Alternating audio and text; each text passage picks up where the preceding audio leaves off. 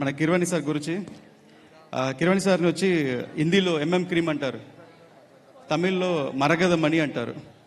కానీ నిజంగా ఆయన ఒక సంగీతాలకు కానీ ఆయన మ్యూజిక్ ఒక సముద్రం లాంటిది.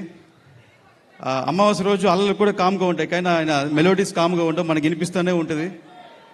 అండ్ సార్ థ్యాంక్స్ సార్, మీతో వర్క్ చేసే ఆపర్చునిటీ దొరికింది. మీతో కొలాబరేట్ అయ్యేదానికి నాకు ఒక చిన్న ఫియర్ ఉండింది బిగినింగ్లో. ఎలాగూ నేను మీకు సిచ్యువేషన్ చెప్పి ఎలా మ్యూజిక్ చేయించుకోవాలి ఒక ఐడియా బ్లాంక్ నేను. బట్ మీరు నాకు కంఫర్ట్ జోన్ ఇచ్చి నాకు సపోర్ట్ చేశారు. బట్ మన లోపల ఉండే ఇన్సిడెంట్ ఇప్పుడు షేర్ చేయాలనుకుంటున్నాను సార్. ఒకరోజు it was heart touching moment. ఆ రోజు incident sir biggest heart touching moment sir. Sir ఏం చేశారంటే లాస్ట్ ఒక 4 months బ్యాక్ సార్ కలిసినప్పుడు ఇప్పుడే మీ బాబాయ్ని కలిసానన్నారు. బాబాయ్ అంటే మా దయాకర్ గారు ప్రొడ్యూసర్ సినిమాకి. నేను ఒక మాట చెప్పి నీకు చెప్పారా అని అడిగారు. ఏంటి సార్ అన్నాను.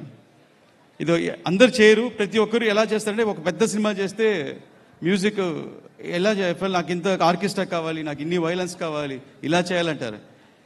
నేను సార్ అలా ఏదో చెప్పబోతున్నాను అనుకున్నాను, కానీ సార్ రివర్స్లో నేను పర్సనల్గా కలిసి నాకు వచ్చేదానిలో ఒక అమౌంట్ వద్దని అని అన్నారు.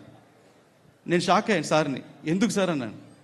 లేదు జ్యోతి, లైక్ ఒక మ్యూజిషియన్కి నాకు కావాల్సింది ఒక సాటిస్ఫాక్షన్, డబ్బు కాదు, ఇట్స్ జస్ట్ సాటిస్ఫాక్షన్. మా మ్యూజిక్ పాడాలి అనుకుంటున్నాను, అది నీలో కుదిరింది అన్నారు. It was heart touching moment sir. I was very happy. నేను ఈ సినిమా ద్వారా మీరు ఇచ్చిన మ్యూజిక్కి నేను కరెక్ట్గా విజువల్స్ ఇచ్చి అందించానని నేను గర్వంగా ఫీల్ అవుతున్నాను.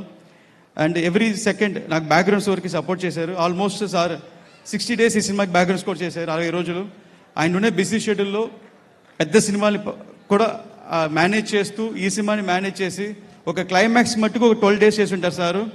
అది మీరు ఈరోజు స్క్రీన్ మీద చూడబోతున్నారు.